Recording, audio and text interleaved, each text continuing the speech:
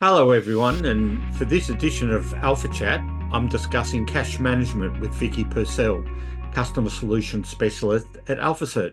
Hi, Vicki. Welcome to your first AlphaChat. Thanks, Stephen. Looking forward to it. So, Vicki, explain a bit about what cash management is in terms of an investment manager or an asset manager, and why is it such a critical function for an investment manager? Right. So I guess the starting point is understanding your cash position. So that's what investment managers, superannuation funds, corporate treasurers, and the like all are keen to understand at the beginning of each day.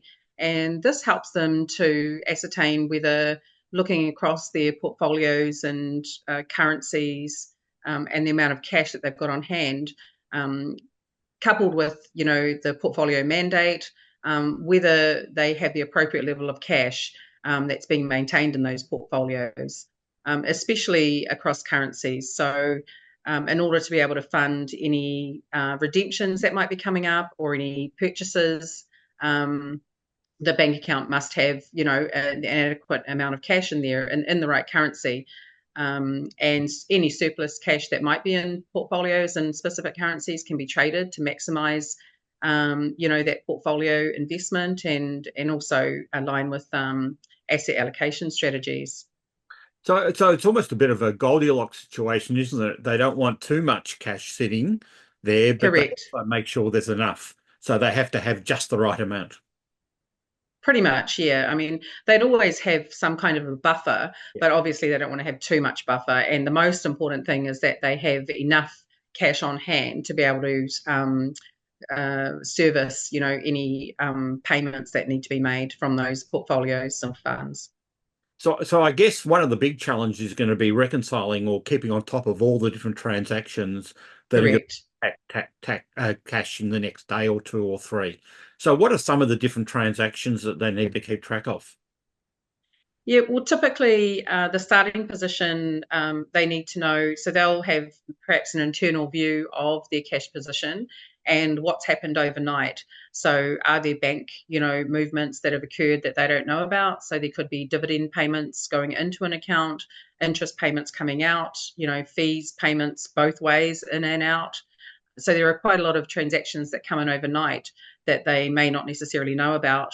On top of that, there may be an investor, pending trades. So they could be applications or redemptions. Mhm. So funds coming in or out of a fund portfolio, and there are regulations around when those have to be serviced. So for example, if a redemption comes in, you may have 3 days to Mm. make sure that you have the funds available to be able to pay that. So it's not just an internal liquidity requirement, there are regulatory requirements as well around the way cash is being managed. Correct, regulatory as well as just financial penalties, like from the banks, if Okay. an account goes into overdraft, for example. Yeah, yeah, okay. And so it sounds like having all that data and it being reliable, having reliability of that data is going to be critical for the cash management function. Absolutely, it's paramount. I mean, buy and sell trades, FX trades, all those kinds of things, corporate actions, dividends, return of capital. I mean, settlements for securities. It all has some kind of cash implication, and so being able to track all of that and centralize the information and have it available for other members of the organization to be able to digest and use for their purposes becomes quite a cumbersome task. Mm. And all too often, we see this type of information being managed by maybe one or two people primarily in an organization, and they would know what files to look for, what emails to look for, all those sorts of things that allow them to create data, in a spreadsheet, Mm. perhaps. So that's commonly what happens is it's all collated into a spreadsheet or a few spreadsheets, and that's what the business essentially is relying on to ensure their cash position. Sounds like plenty of scope for operational risk events. Yes, yep, absolutely. So the risk is really high. Key person dependency, human error, data corruption just in the spreadsheet itself, depending on how large those are. There are also other, factors. So how long does it take to prepare all of the data? It all adds to limited visibility of a cash position and also, the cash flow forecast. And I imagine there'd be some parts of the organization that are chafing at the bit to get the data, to get the results of the reconciliation and the outputs. So Absolutely. delays will cause a real problem. Yeah, there are definitely internally salaries are common. So Mm. definitely organisations will impose a 10:30. Mhm. All the organisation has to be sort of emailed out or notified of the cash position and definitely looking further out. So the immediate cash position is something that the business wants to know about today. So the traders need to know sort of as soon as possible. How much money have I got to trade with? Do I need to trade FX, to be able to keep my portfolio in alignment with the allocation strategy. So yeah, quite a lot of day one type activity is hinging on that reconciliation. So morning is usually the time that the information needs to be verified and confirmed before it's distributed. But looking out further, it's usually maybe a 3 to 5 day forecast is sort of a minimum that funds will need. And that's to be able to make sure that the FX trades are made, that funds are transferred and available in bank accounts in order to be able to make any payments that are required. So that puts a lot of pressure on the cash management teams, and you've described all the different moving parts they've got to be on top of on a not just a day by day, but it sounds like hour by hour basis. I'm sure things do go wrong from time to time. What are some of the consequences of getting it wrong? Well, we kind of touched on a couple of them. So there are penalties imposed. The Financial Markets Authority will impose penalties for not paying out redemptions. Banks will impose penalties for overdrafts. Yeah, and I guess there's just reputational risk as well associated with not being able to service commitments. I think when it comes to understanding your cash position and being able to do it efficiently, effectively, and quickly, it's one of the cornerstones of an investment Mm. operations organization or the cash management team. They need to be able to rely on the processes they have and also rely on the data that they're, putting their hand on their heart and saying, this is our cash position for the day. And I'd imagine it really does sit in the background, and it only when it goes wrong do people notice. Otherwise, people at the front office probably aren't even aware of all the stuff going on in the cash management team. Potentially, that's right. And I mean, it's not uncommon, depending on how many funds a provider is looking after. Then that just sort of exacerbates the problem. So if you're only looking after a handful of funds, sure, that might be able to be maintained in a spreadsheet and by a couple of people in the organisation. But once you start getting multiple funds and so many sources of the data that you need. So from banks to custodians, all that data coming into an organization just makes it much, much harder to manage and pull together. I mean, it sounds like we're talking about a scenario where there's lots of transactions, so the volume of data is pretty significant in many larger fund managers, and the variety of types of data from, as you say, different sources, different types of transactions that have to be brought in, reconciled, and then sort of rolled up into the cash forecasts. Yeah, that's right. It does depend on the size of an investment fund, obviously, Mm. but as they grow, it definitely becomes more sources. Exactly what you said, the types of transactions that they need to identify, whether you're able to identify them easily. A lot of times, source systems are not very good at detailing transactional data. So it becomes a little bit hard to make sure that you're pulling everything out that you need to, and including everything in the cash flow forecast that needs to be included.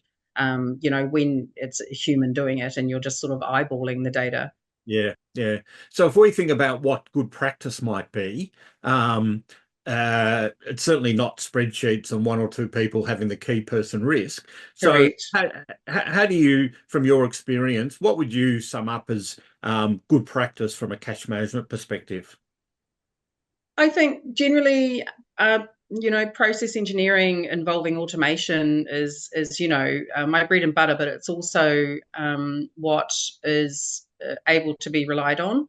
So you're not having to wait for people to turn up to work. You're Hmm. not having to wait for people to do things. You are getting the data in a standard way Hmm. via an automated process. It's being collated in a central location, and then often on top of that. So that's kind of step one.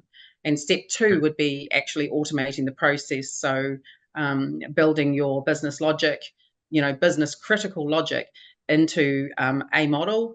And it's all automated. So the information is not only coming through into a centralized place, now there's logic sitting on top of that Hmm. that has automated the capture of transactions, the calculation of balances, and being able to give you visibility of the forecast going out, that 3 to 5 day window. Sounds like a really good way to reduce the risk, but also increase the efficiency of the cash management process. Absolutely. Timeliness, for a system like that, the timeliness just doesn't compare to having the manual process in place. And you just eliminate the key person dependency. You eliminate the risk of data corruption. Obviously, any system has some kind of level of exposure to corruption or data worries, when it's automated, but it's so much less in an automated system than it is, using the manual systems where multiple people are going in and updating and saving it down, and on the network and all those sorts of things. If you have an automated system that is loading data into a centralized database, Hmm. not just data storage, which you arguably could be a spreadsheet. So if Yeah. you're automating the data into a database, you've got your logic coded in there. It's the business logic. It's sort of not in people's heads. It's not up to people's hands to provide the information. It's all flowing in directly from the source, and being compiled in a way that is useful to the organisation and more immediately available. And I'd imagine once we've got the automation and a proper database, then when there is some data quality issues, it's much easier to observe and then correct, as opposed to Yes.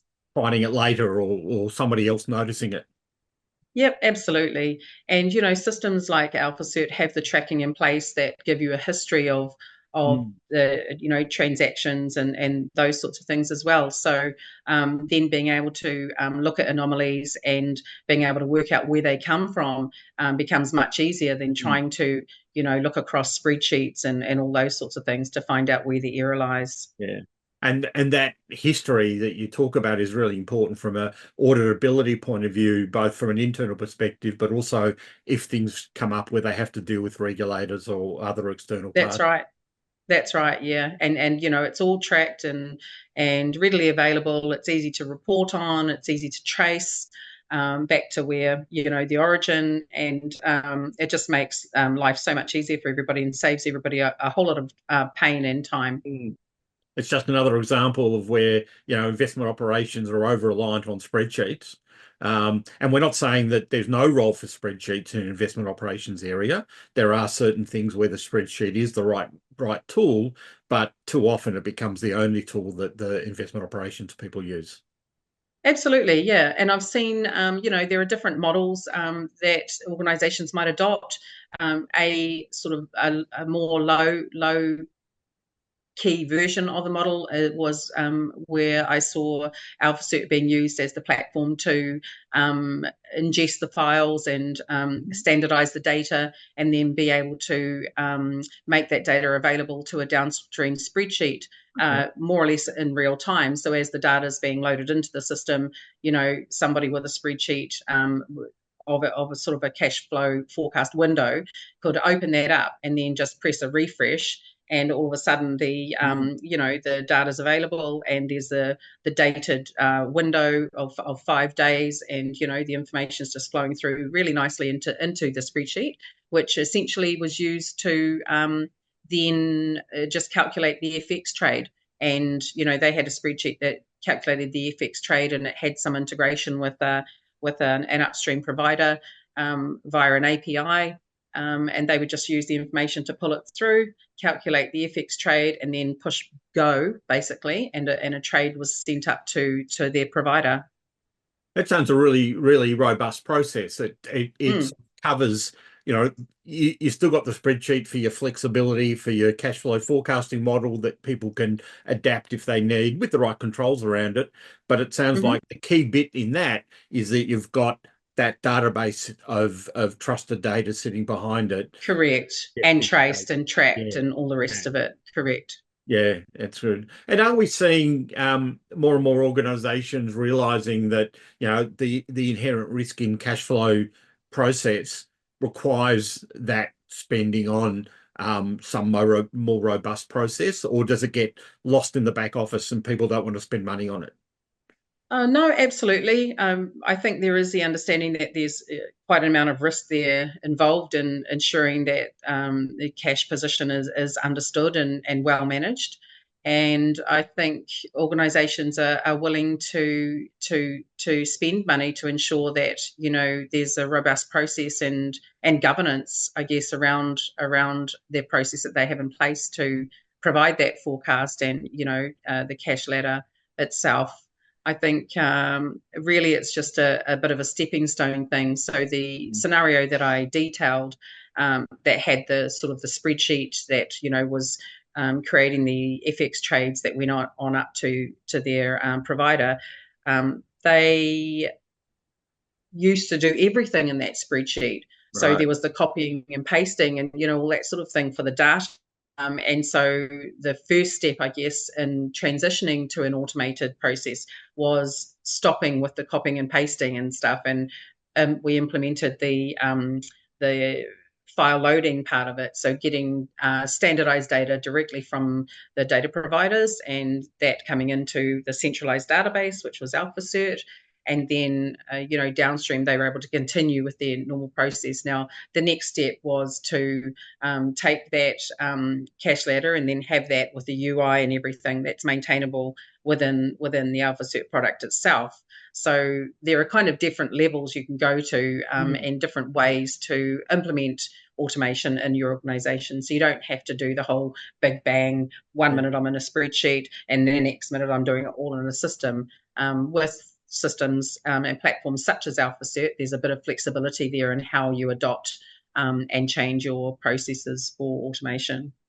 That sounds a really sensible approach. And I know when I talk to investment managers and super funds, especially the sort of the medium-sized ones, they sort of shy away from some of these big, expensive solutions because they feel it's over-engineered for what they need. But to have that more modular approach or that stepwise approach, then building out the business case for each step of the way, sounds like a very sensible approach for the organization to go through. Absolutely. And it's quite a typical way that we work here anyway. We'd like to make sure that the customers are happy and comfortable with the process changes that they're adopting. And also it gives them something to compare to. So if you change from, quite a manual process into a fully automated process, it becomes quite hard sometimes to compare apples with apples. Whereas if you go from, the manual spreadsheet and then just ingest the data as step one, you've got the same spreadsheet. So you can actually do an apples to apples comparison very easily. So that it's applicable to lots of changes across, investment funds and automation So Yeah. it's not, just constrained to cash management, but yeah, Yeah. it's definitely Yeah. a useful way to progress. And often that fear of change, Mm, both from a cost, but also it's a big black box. We're not quite sure what it's doing. Um, correct. yeah, so that step approach, again, I can see lots of reasons why that could be a very attractive approach for small to medium investment operations teams. Yeah, Yeah. right. And in terms of cash management, what are you seeing as are there any emerging risks there as funds, try new, more exotic assets or I know in the US we're moving to T plus zero, I think, or T plus one. Are we seeing, what are some of the emerging risks and trends you expect to see in cash management going forward? Definitely cash management and other areas, I think. People are requiring data, sort of more current. So Yeah. the more current you can get it, and it sort of goes across the board with, our lifestyles in general, I guess. But, people are wanting to see, gone are the days where we're happy with, yesterday's position or even, Mhm. T plus two position. We want to see our position sort of as at now. And Mhm. if we have internal systems that are trading and we can get that information into, the sort of centralized cash data as well, that just gives us, more information, more up-to-date information to be able to, be confident about our cash position.